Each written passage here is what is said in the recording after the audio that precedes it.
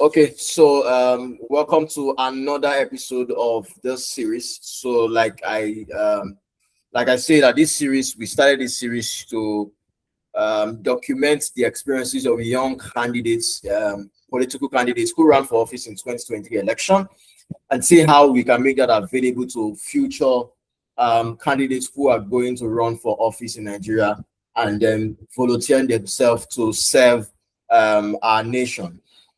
During the 2023 election, we had over 15,000 candidates vying for different positions or different offices in Nigeria. Over 4,000 of that 15,000 were young people. And that's a record for us in Nigeria in the history of our elections. And so today I'm going to speaking with one of those young persons who contested election in 2023 in the to run for the Akwa Ibom State's House of Assembly under the ADC party in 2023.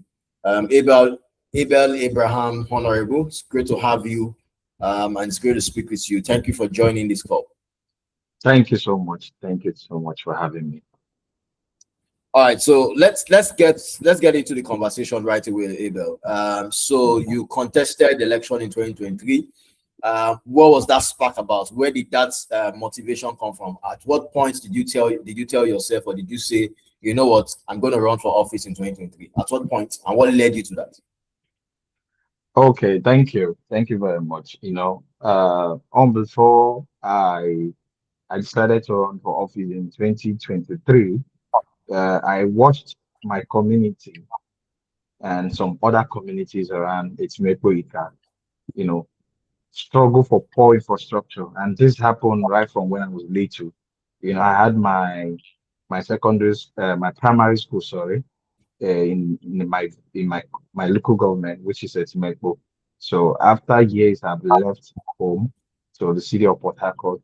Most times when I visit, I keep seeing poor infrastructure, unemployment, inadequate healthcare, limited opportunities hovering around my constituents, like is something that is never gonna leave these people. So I was moved to, okay, why can't we have something different? Why can't we disconnect from this reality that we are facing to something more realistic and positive? And I also noticed that the people in power then were elders, and there was a bit of disconnection from the young people and the government, because the people there in power then were elders. Let me use the word elders. So I noticed the disconnection. They could not really connect well with the people, and we had so much large number of young people. So these were one of the sparks that led me into the joining the race. I felt there are much more that could be done, and than just sitting and looking at the situation. So that's just it. That's just it. Amazing. Just like every other young candidate that I've spoken with, there's usually that spark. That's, like in your words, struggle for poor infrastructure. For some Yes. others, unemployment. For some others, it's actually that. I remember one of my guests on the show, mentioned that for in the history of that constituency, they've never had somebody who was illiterate run for office. The person who was representing them or representing his constituency was not educated, and so he was wondering, how can somebody like this represent my constituency and the person cannot even put a sentence together, right? And so it's usually that spark that leads us into running for office and seeking change.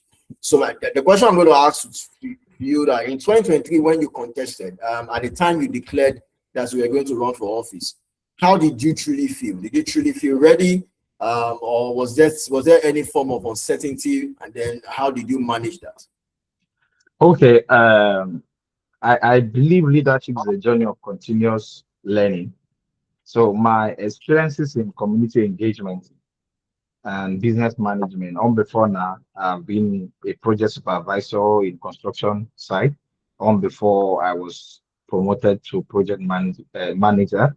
So I've had several engagement with community leaders from Niger Delta because my job involves meeting people in the Niger Delta community. So I've related with people in the grassroots, and I've seen that most times people don't need billions to fix things. People just need people that are honest and ready to do the work, ready to serve. So I notice if I'm waiting to be much buoyant or ready per se, I won't get started. So my readiness was to understand the people's need and to provide practical solutions. So I felt I can do that if I can serve in my organization and I'm bringing results. So why can't I serve the people, my people in government, and also bring the results that I'm bringing to my organization?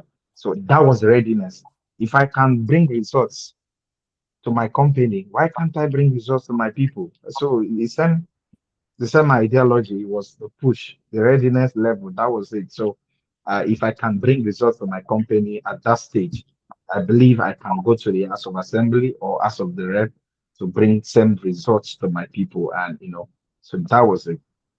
Amazing. So from what I hear you say, it means that result is transferable. If I've done it in the private sector, Yes, I can replicate yes, it in the of public sector. course, But I want of to course. ask you, why did you choose that path? Why did you feel like that's the right path? I mean, I know the purpose is clear. You wanted to Mm, fix issues around unemployment, infrastructure, empowerment, and all of that.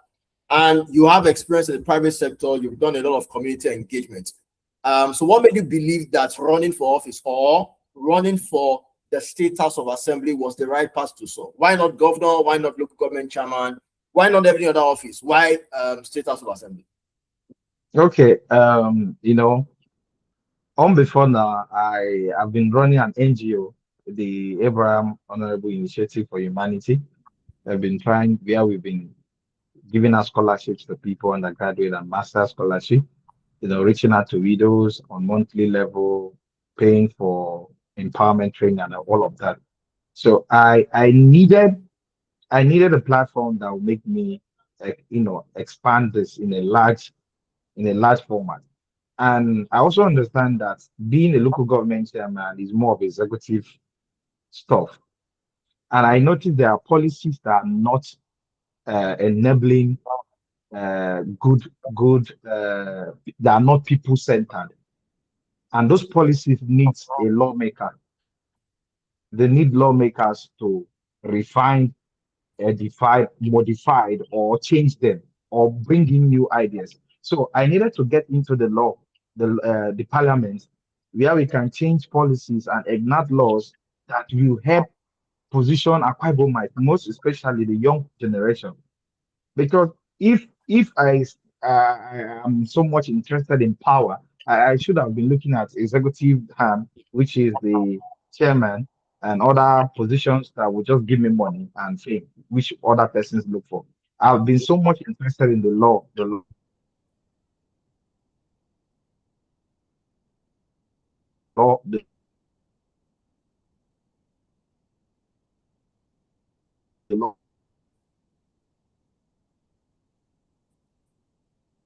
making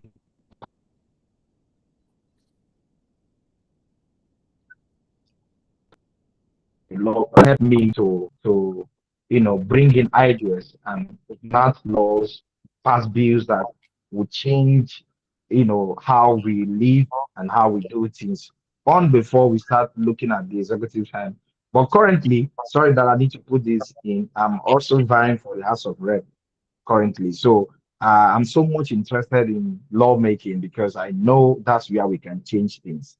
That's where we can change things. Honorable, we'll come to the to your current Mm, journey to the House of Reps, to the Green Chamber. But let's dig deep a bit into your experience in 2023.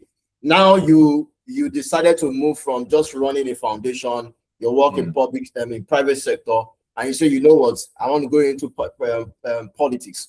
What were your assumptions before before you ran for office in 2023? What were your assumptions about politics, and how did that reality differ the moment you got in? Were there any difference between your assumptions before you got in, and then when you finally got in?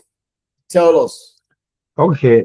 Very funny. Funny enough that when I was little, even people say politics is a dirty game. All politicians are liars. Politicians are evil people.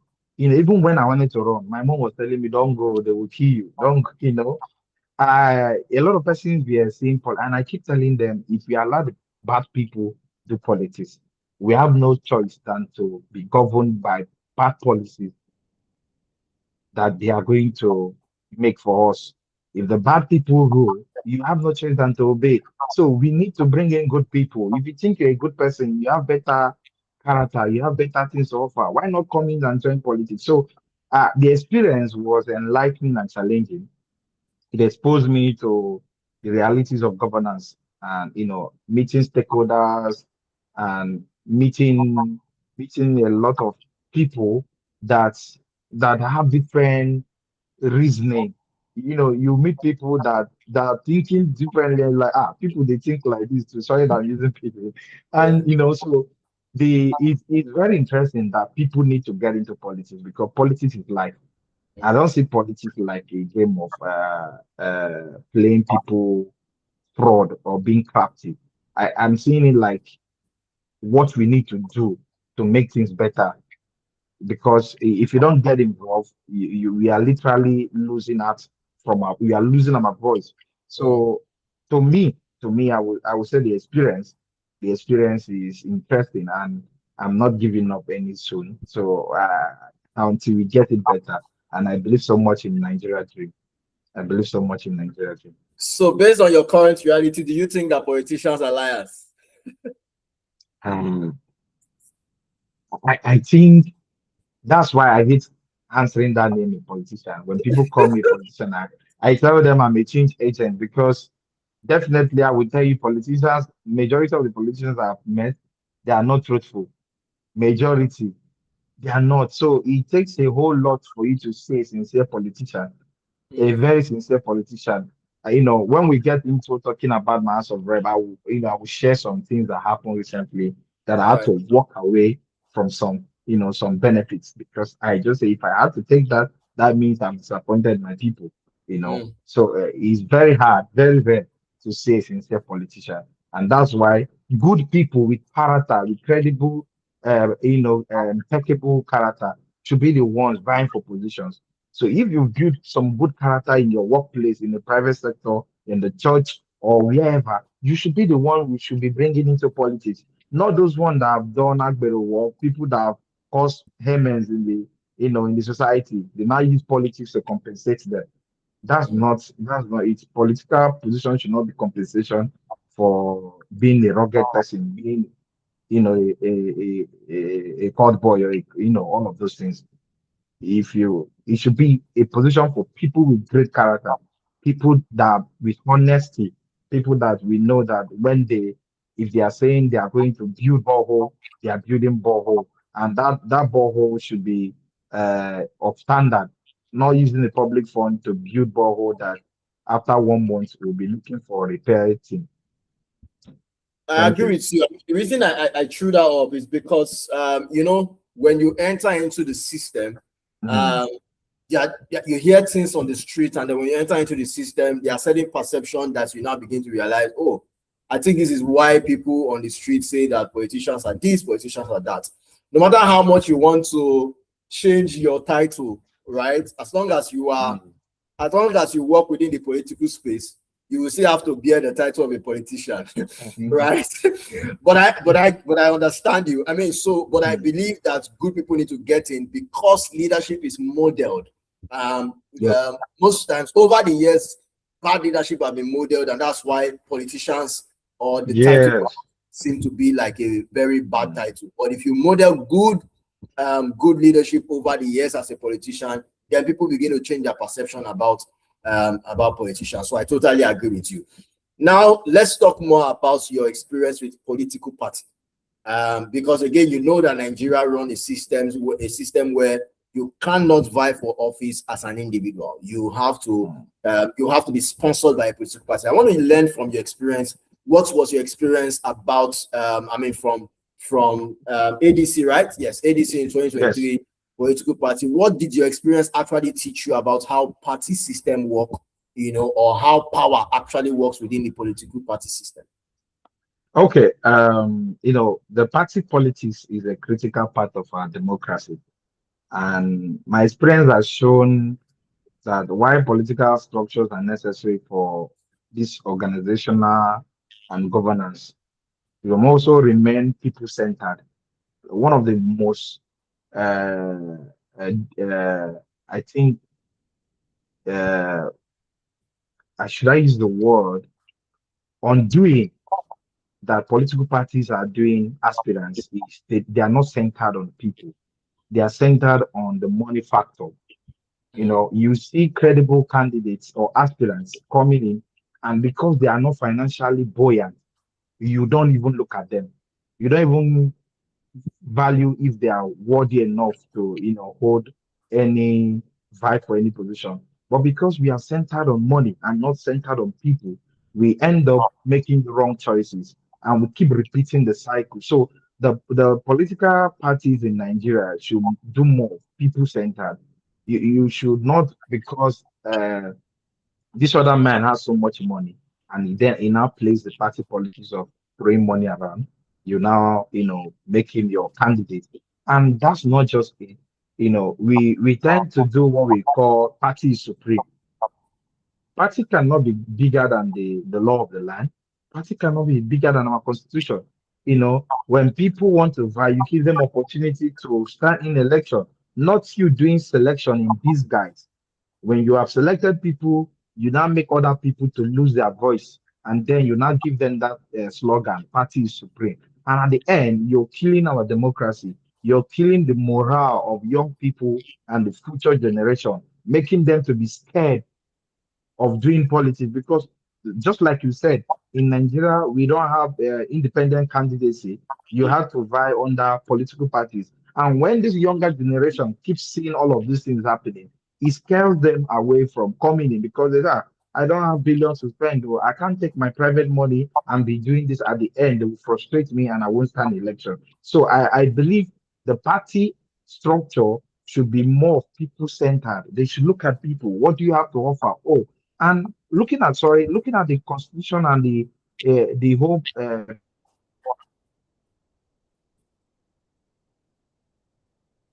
perimeter, I'm with you. that's why political parties are formed. It's for political parties to also and say that I a candidate. It was political parties to also candidate. But now the reverse is the order of the day. To sponsor political parties to work for them. It's supposed to be a political party sponsoring a candidate to start in for election. Meaning that once they are found worthy as the aspirant and you've now become a candidate, the party IT structure should be able to pull in funds to support you, to sponsor you for election and do the campaign for you. But now the party will be telling you how much are you bringing in, this and that, all of these things. I don't think younger generation can really face it with full chest. It takes people with strong willpower. Should I use the word willpower? With strong courage to actually face party politics in Nigeria, because it's something crazy. Honorable Abraham, I totally understand you, and I want us to really talk about this a bit because it bothers me. Mm. Parties are run by money, finances. I'm trying to also come from the perspective of why party, when they say party is supreme, or when situations where you have credible candidates but are not financially buoyant. Parties are run by money. Activities within the party system are run by money. Elections are also run by money. We're even going to come to you in a bit, to share about your own experience, financing your election. But when in a situation where you have credible candidates but they are not financially buoyant, and parties are looking at the possibility of them financing your election, because the money that they're going to use to finance your election is going to come from somewhere. Where is that money going to come from? And I want to learn from you. You have been a member of political parties. How can Nigeria get it right in terms of the party system that can produce credible candidates who are not financially buoyant, knowing fully well that this party also need a lot of money to run election. For example, in 2023 election, case in point, Peter Obi, when people begin to say that, oh, what was this party? Labour Party do not have structure. Most times when they say structure, they are saying, do they have agents that are on salary, right? And they try to use that to compare bigger parties like the APC and PDP, who had those structures. They had leadership of those parties that earn from those parties, or they're on the payroll of those parties, right? So those people can stand to defend votes for the party and all of that. So from that perspective, what do you think? What do you think can work in such a way that would party system can produce credible candidates who, whether they are financially buoyant or not, we have credible candidates as against what works. The higher bidder gets the party ticket. What do you think? Okay. I Political party is just like association is an association even by registration. It shouldn't be the aspirant that should be the one carrying the financial burden of the party. We have members that are businessmen. We have members that are, employers of labor working that gives in donations and all of those things. And I believe also the aspirant also would do that. Your reason of being a political party member is to contribute to the progress of that political party, and that means your money too. Is not. Don't get me wrong. I actually wasn't really looking at the political party as an umbrella. Now I was looking at the political party as Okay. the personnels now, because you find out your ward chairman will tell you, before you can do anything, you need to come and consult me, which is not bad. But you're talking about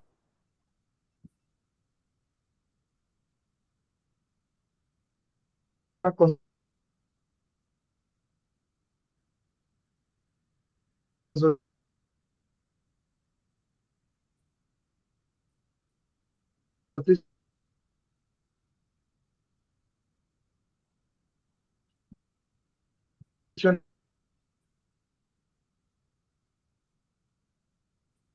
that Honorable Abraham, I don't know if you can hear me. I think your network is poor. It's lagging a bit. you Yes, I can. can you hear me now? Yes, I can. Okay. Okay. So I'm looking at the situation whereby the political parties should cut all of this process of, if a party person is worthy, the party will take care of, okay, let's do the consultation, and all of those cuts stuff should be out of it. It helps the aspirant to focus on things that the finances should solve, not on mere things of buying goods, doing consultations that it's normal to consult, but when it has become a ritual that you bring goods, you bring ham, you bring so drink of range, man. So I wouldn't want to say that they should have a particular pattern because I'm not the one financing anyone, but they should cut it down. We need young people. We need people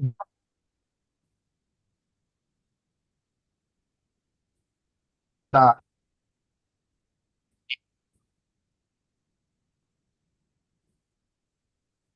are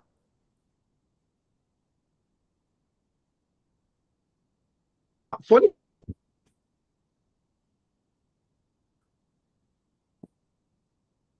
big brother. The people that didn't change in leadership, they don't have money. The rich, and so how do you get them to office? How do you get them to office? So the majority of people that have the money, majority, like they are not good leaders. Majority that have the money, they are not good leaders. They are just rulers. They come and be talking, giving you orders and do what they like. Good leaders. We should look at how we can control those financial obligations from the party structure, from how the aspirant is, consulting and all of those things, because it's so much financially taxing. And I can tell you because I have first experience and I know so many millions that left in my pocket. Thank you. Thank you.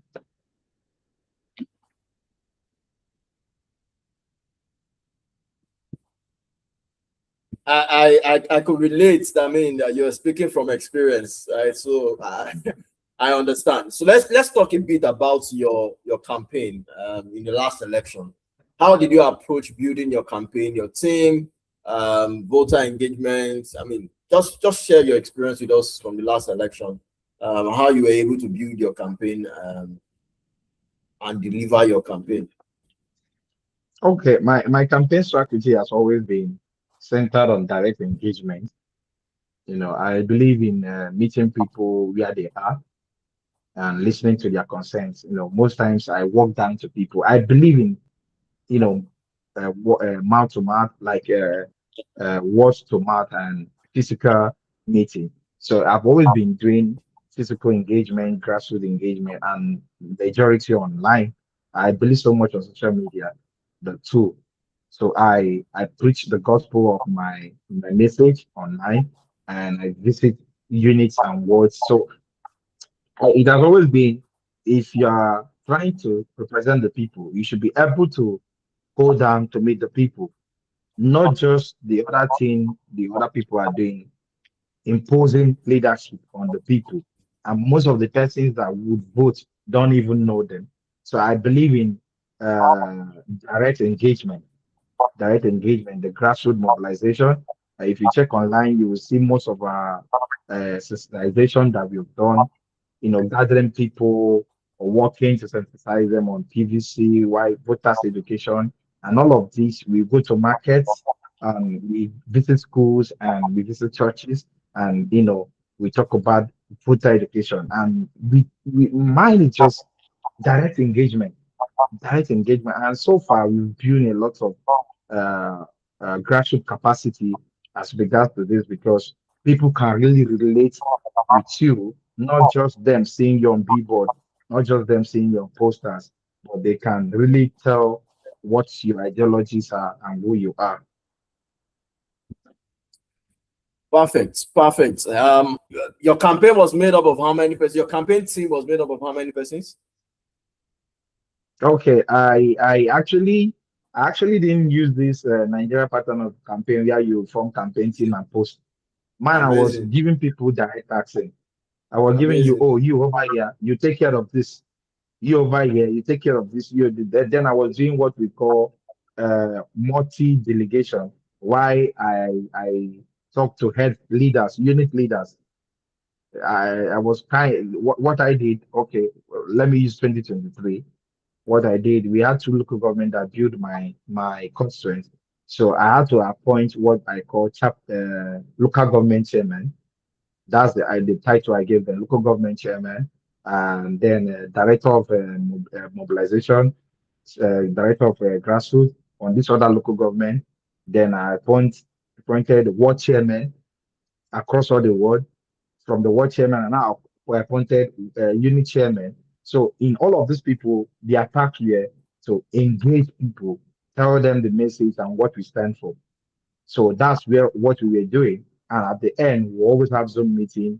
So most times Zoom meeting and then physical meeting. But why we had less physical meeting, because it was capital intensive every time, transporting people and also mobilizing them, demobilizing them too. So Yeah. we most times use Zoom meeting to discuss. But then it was so effective. But then the Nigeria system of election, they won't allow you when at the end of the day. So I believe in putting campaign structure that can reach out to the people they know. The unit chairman can relate with his unit people, because that's his base. He can relate with his unit people because that's his base. He can interpret the message more better than I, that is from another local government. So the ward chairman there can also do that than me coming all the way from the other local government to be preaching that gospel. It will look somehow more difficult. So that's how I actually, that was 2023. I think we did more of a better version currently. We are using a better version currently. Okay, we'll come back to that. I mean, maybe if time permits, would learn a bit of that. But let's talk about the money question. People say that politics is expensive because it takes money. You talk campaign needs to be financed, right? Which for young people is typically like a major barrier. How did you navigate funding? How did it affect your chances, if it did? What can we learn from that? Okay, the my funding was privately from my savings. Over the years, I've been saving to build a factory. I've been saving to build a factory and to build a school and also to build an hospital for my mom. So all of those money went into politics. And also I had some few donation and my boss is very supportive. I keep telling people after God, the next figure in my life is my boss. My boss also supported me, and so it was privately funded. That's why I can boldly tell people I have a little experience in grassroots politics because I've not been in government before, not even a councillor. Everything I've done in politics was from a place of ambition, purpose driven, and then I funded it. So it was privately funded. To date, I've not seen any organization that have come up to say, okay, let me give you fund, let me support your dream. But they will keep telling you, we like what you are doing. We like what you are doing. We are with you. All of those things are just power motivation, or okay, let me say vocal motivation. But then when it comes to them giving you money, it becomes audio. So the money as my fund, my political journey has been privately funded. Privately funded. Amazing, amazing. Mm. Did you at any point in the last election experience any form of resistance or discouragement, maybe from family, from party structures, friends, or the public generally? Can we learn from that if there were any? Yes, I think in 2023 when I was doing consultations, I met my family. That's the larger family. We are the kindred, and I went to consult them with my goods. Reaching there, they told me we will not support you after eating my goat. Oh, that's funny. They first of all took the goat, finished eating it, ate the yam. They were happy. They now said, let's tell you the truth. We will not support you, not because we don't want to support you.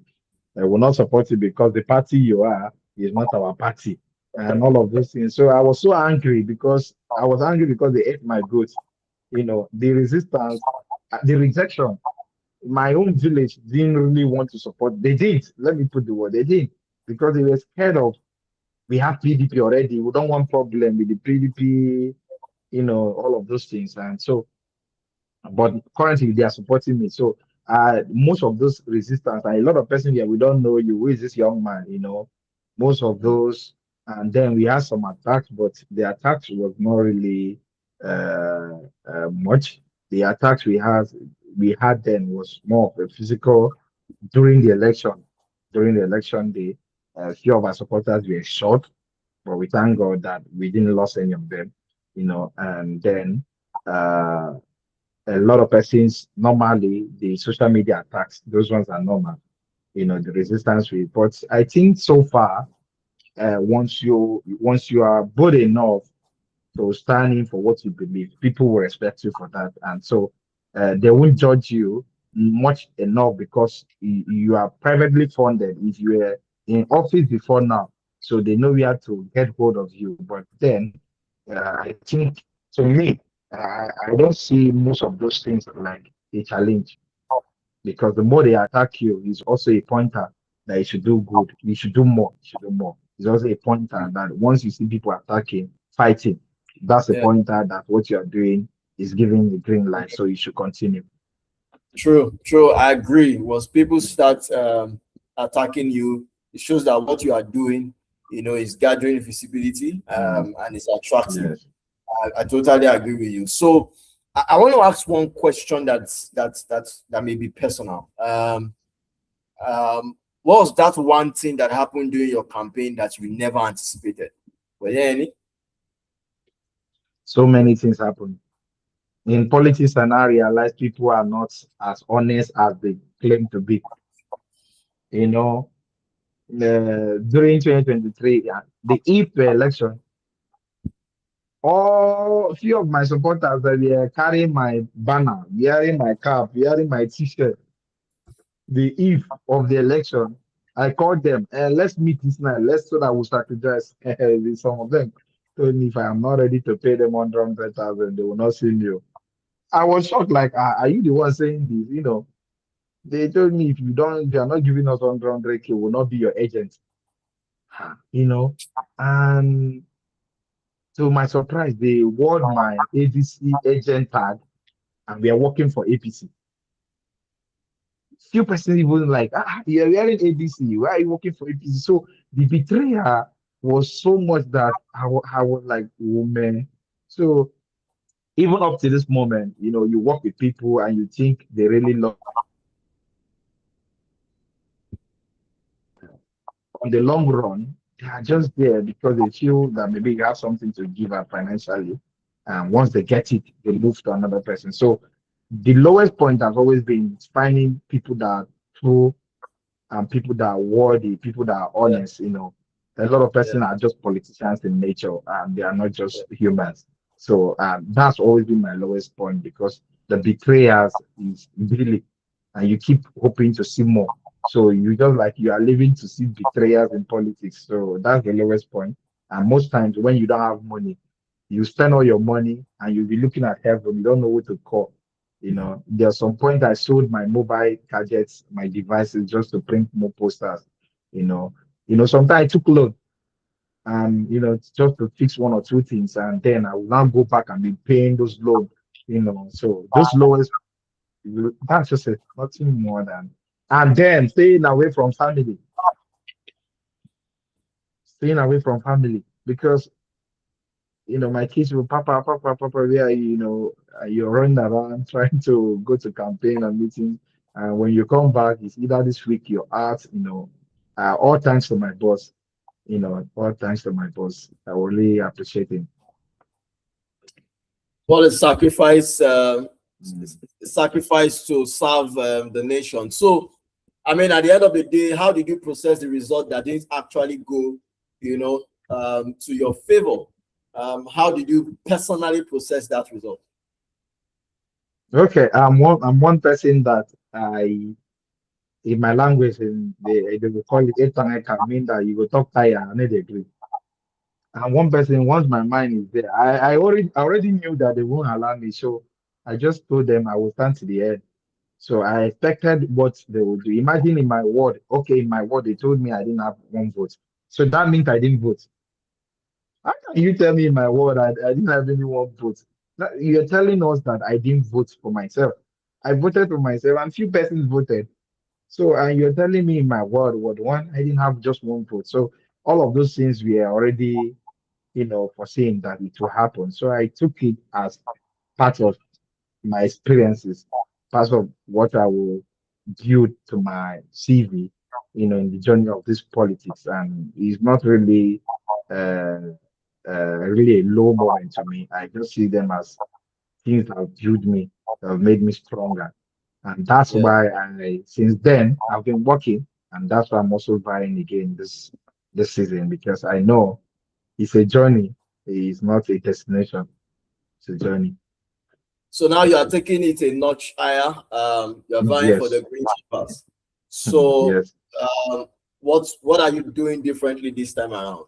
This time around, Well, you're not just focused on Akwa Ibom State House of Assembly. You are going to mhm, federal, which means that you are covering more constituencies, right? yes. So what are you doing differently? Okay, before I get into that question, something funny happened. In my state, Akwa Ibom State, we are doing United Akwa Ibom. They all went and joined the APC party. Okay.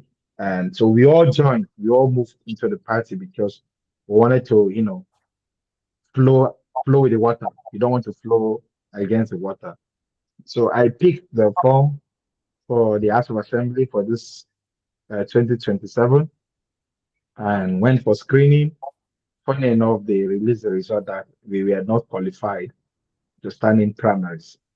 And it's funny how you qualify some persons and disqualify some persons. And the people that were qualified are sitting members of the House of Assembly, and every other person that picked forms, we are not qualified. So since we were still in the window of moving out of that party and the window of registering in another party and resigning, and so I monitored the windows and it was in my favor because they were stipulated time for political parties to submit their membership database. So I had to move to another party. And then I said, okay, since you will block me from not going to the state house, and I've checked the permutations of my constituency, and I've noticed that you're giving the party ticket to someone for House of Assembly, then and I choose to go for House of Rep under the PRP party. So I've seen there's a lot of lacuna, there's a lot of loopholes in my constituency, both at the federal and the state, which is very easy to solve.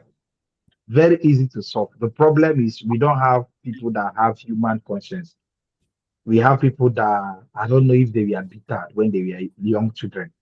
Mm, They are very things that are very okay. Imagine we have schools that the laboratories are not working. How will you be teaching people physics and they don't have lab? mm, Will you be teaching children chemistry? There's no lab, no biology lab, and you want them to go and compete with people in Lagos. Now let's not talk about UK. You are teaching them in abstract. So when they get to township, whatever you're saying to them is like you're talking bullshit. So a lot of these things are not there. Most of the schools don't have uh, public convenience. So they go to the bush. You go to school and you see children get into the bush. And so a lot of things that needs to be fixed in my concern are very easy things, things that can be done, without even breaking the bank. But these people prefer siphoning all the billions. And then, as of today, as of today, the incumbent just gave out wheelbarrow as an empowerment. Gave out wheelbarrows. Last, I think in December, he gave out Okada. Those Okada that the Northerners are driving. Like, what are you empowering people in machine? You wanted to be Okada, man. In 21st century, where people are learning data science, people are learning skills that will transform, so a lot of things that needs to be done. But because they believe that we're in bush, we are living in the rural areas, they keep thinking that that's how everybody's thinking. And they keep bringing empowerment that depicts the environment they think we are. But most of those persons in that bush per se environment are enlightened. Some of them you can see someone and you like, all your life you've not been to town. They say, yes, but how are you this smart? So you're now going to empower such a person with wheelbarrow instead of enabling that talent or potential to achieve their dream. So it means your position as a House of Rep or House member is to diminish the potentials we have. So I believe if given this opportunity, Nigeria will have to visit my constituency to celebrate the milestones and great things that we are going to do. And I believe God will grant us our desire. amen. I say a big amen to your desire, Amen. Honorable Abraham. It's been a great time talking with you. I have just one last question. Thank you. Yeah, I believe you are not the only young person who will be running for office in 2027. Yes. Now you are vying for the Federal House of Representatives. For other young person like yourself who will be running for office next year, what's that one thing that you have learned in the last few years in the Nigerian political space that you want to advise or you wish every other young person should pay attention so as they prepare for 2027? Okay, so anyone or a young person considering public office, I will tell you to focus on purpose before position. You focus on purpose before position. Build genuine relationships with the people. Yeah, some of us left.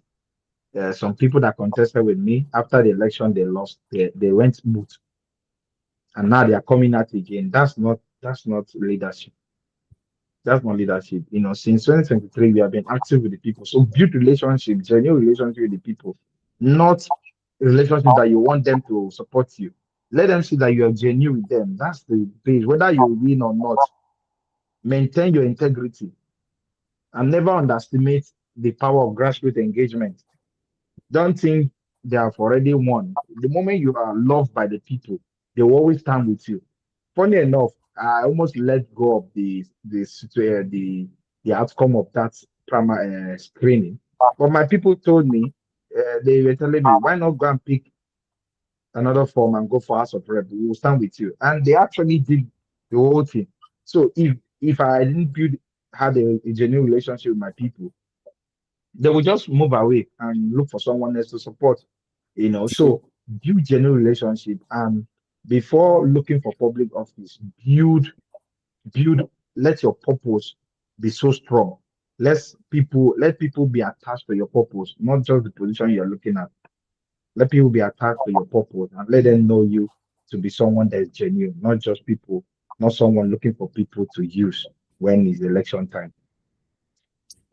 Amazing. Thank you so much, Thank you. Honorable Thank you. Abel Abraham. It's been a Thank you. pleasure having this conversation with you. A Thank you for pleasure. sharing So thank your you. unique experience and your journey. I say a big amen to your prayers. I wish you all the Thank best you. in the coming election. I'll be here cheering you on. I wish I was Thank from you. We'll constituency, celebrate together. Thank you. but we are connected right now. I wish you the best, and I pray that you Thank you. represent your constituency in the Green Chamber so that you can push for better infrastructure and then employment opportunities that you desire to create in your constituency. All the best, Abraham. Thank Thank you you so so much. much. Thank you so Thank you. much It's a for the time. pleasure having you here. Thank you. Welcome. Have a wonderful evening. You too.